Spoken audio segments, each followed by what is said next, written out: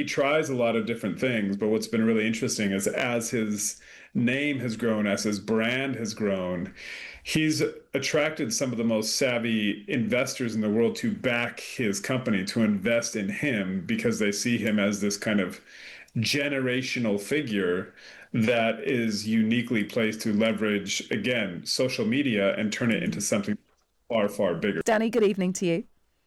Good morning. How are you? Or good Very afternoon. well, Sorry. yeah. Whatever it is, Yeah. all times everywhere. You've got a couple of stories for us tonight, both really interesting. The California wealth tax has forced even Mark Zuckerberg away from California. It sort of interestingly, and I don't know whether it's more about whether Florida appeals to billionaires or whether there is anything political to interpret here about the state of Florida and which other famous residents it has. But Zuckerberg's leaving California for Florida. Yeah, so to be clear, we don't know. We're not 100% certain he's actually leaving California. What he has done is apparently closing in on a $150 million kind of newly built estate on the water in Florida.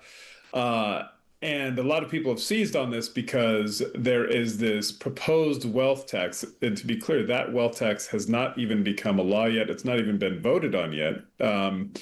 But that mere proposal has sent a lot of billionaires running for the hills, including one of the Google founders, David Sachs, the AI czar for Donald Trump.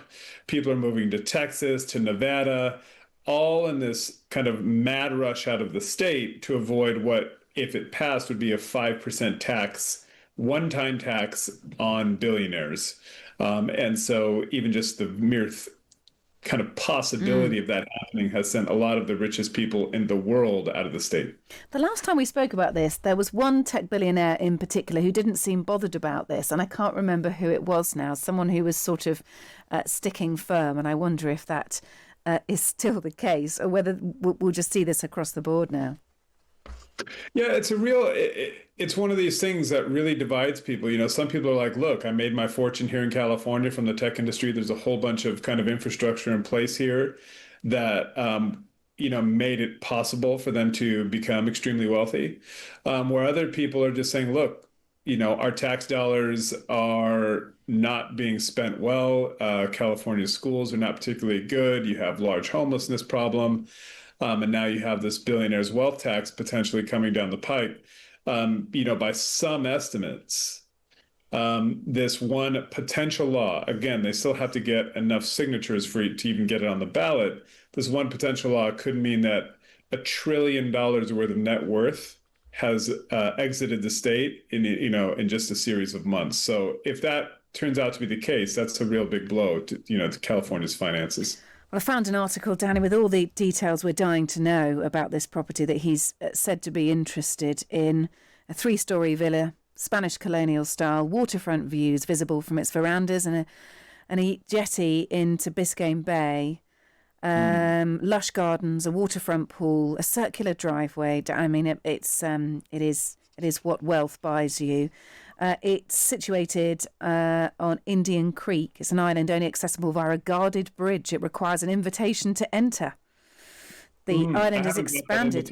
Well, I know. I mean, me too. I'd like to go if anyone's listening. There is a white French neoclassical house there, built in 2021 for Ivanka Trump and Jared Kushner. That's where they headed to after leaving Washington. And Jeff Bezos has 3 properties on the island, 2 of which form a mega compound. It does make me think a little bit about whether they do say, don't they, that that many tech billionaires have genuine bunkers. This island, Indian Creek Island, is known as the Billionaire Bunker, but there are other supposed bunkers around. I don't know whether you believe in this or whether this is true at all, where tech billionaires have set themselves up for the apocalypse, basically.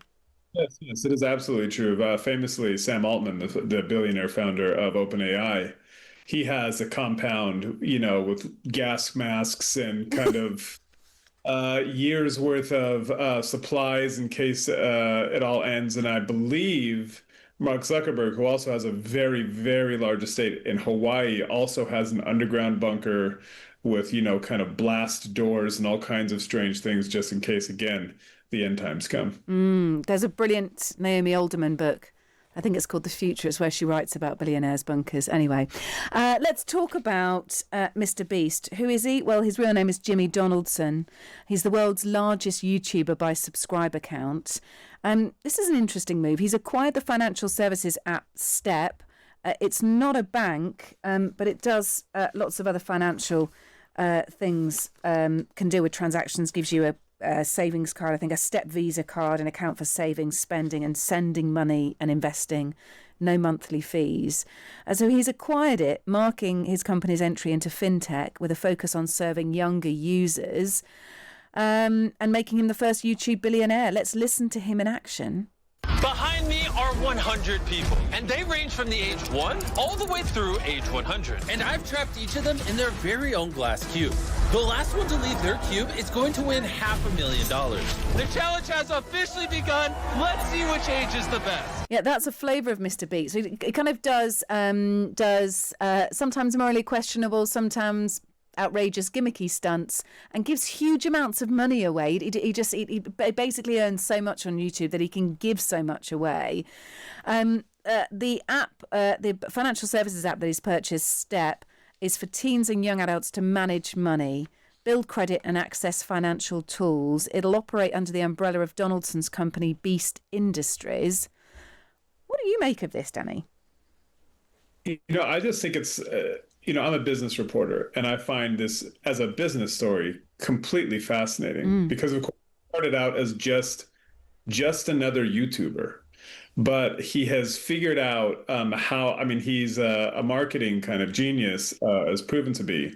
And what he is effectively is kind of like a game show host, but for kind of Gen Z, Gen Alpha young people, and does those kind of, wild stunts like the one you just played there. And he's leveraged that into a multi-billion-dollar empire that now, spans food, FinTech, consumables, all of this stuff. So he's building this kind of empire starting literally from, his parents' bedroom. And just in the Super Bowl, he was on an ad for Salesforce, the huge business software company. And again, he's $1 million if someone solves a prize, et cetera, et cetera. And Mark Benioff, the founder of Salesforce, is like, this guy's a genius. We've had more, millions of people sign. Et cetera, everything et he touches turns to gold. Effectively, he just has that effect, doesn't he? And he's without controversy. He's clean, isn't he? He's a clean character, a clean guy. As far as we know, we know.